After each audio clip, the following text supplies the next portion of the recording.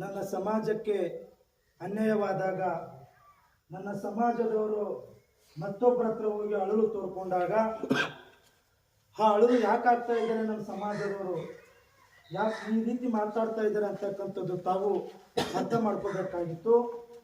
ವಿಶ್ವನಾಥ್ ರೆಡ್ಡಿ ಪಾಟೀಲ್ ಸಾಹೇಬ್ರೆ, ನಮಗೆ ಒಂದು ನೇರವಾಗಿ ನಾನೊಂದು ಮಾತನ್ನು ಹೇಳಕ್ಕೆ ಇಷ್ಟಪಡ್ತೇನೆ. ವಯಸ್ಸಿನಲ್ಲಿ ಚಿಕ್ಕವನು, ಯಾವ DSS, ಯಾವ DMSS ಇನ್ನಿತರ ಸಂಘಟನೆಗಳು ಯಾವ ಗ್ರಾಮಕ್ಕೆ ಬಂದು ಜಾತಿಗಳ ಮಧ್ಯೆ ಯಾರು ಕೂಡ ಜಗಳ ಹಚ್ಚಿಲ್ಲ. ನಿಮ್ಮ ಇತಿಹಾಸದ ಪುಟದಲ್ಲಿ ಗೊತ್ತಿದ್ರೆ ಇಂಥ ಸಂಘಟನೆದವರು ಜಗಳ ಹಚ್ಚಿದ್ದಾರೆ ಗ್ರಾಮಗಳಿಗೆ ಅಂತೇಳಿ ಮೇಲೆ ಕುಂತಿರ್ತಕ್ಕಂಥ ಅಧಿಕಾರಿಗಳಿದ್ದಾರೆ. ಅವರಿಗೆ ತಕ್ಷಣ ನಿಮ್ಮ ಹತ್ರ ಏನಾದರೂ ದಾಖಲಾತಿಗಳಿದ್ರೆ ಅಧಿಕಾರಿಗಳಿಗೆ ಕೊಡಿ. ಅವರ ಮೇಲೆ ನಮ್ಮ ಮೇಲೆ ಕಠಿಣವಾದಂಥ ಕ್ರಮವನ್ನ ಜಾರಿಗೆ ಆಗಲಿ. ಡಾಕ್ಟರ್ ಬಾಬಾ ಸಾಹೇಬ್ ಅಂಬೇಡ್ಕರ್ ಅವರು ಬರೆದಿರ್ತಕ್ಕಂಥ ಸಂವಿಧಾನ ಒಂದು ಜಾತಿಗೋ ಒಂದು ಮತಕ್ಕೆ ಸೀಮಿತವಾದದ್ದು ಅಂತದಲ್ಲ.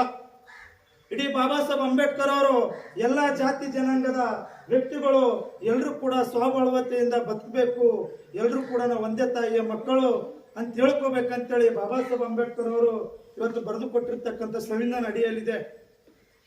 ನಾನು ಮಾನ್ಯ ಮುಧೋಳ ಸರ್ಕಲ್ ಇನ್ಸ್ಪೆಕ್ಟರ್ ಸಾಹೇಬ್ರಿಗೆ ಒಂದು ಮನವಿ ಮಾಡ್ಕೋತಾ ಇದ್ದೀನಿ. ನಾವು ಯಾರಾದ್ರೂ ಕೂಡ DSS ಸಂಘಟನೆದವರು ಮತ್ತು DMSS ಸಂಘಟನೆದವರು ತಮಗೆ ಮತ್ತು DSP ಸಾಹೇಬ್ರಿಗೆ ನಾವು ಯಾರ ಮೇಲಾದ್ರೂ ಕೇಸ್ ರಿಜಿಸ್ಟರ್ ಮಾಡಿ ಅಂತ ನಾವು ಹೇಳಿದ್ದೇವೆ ಸರ್?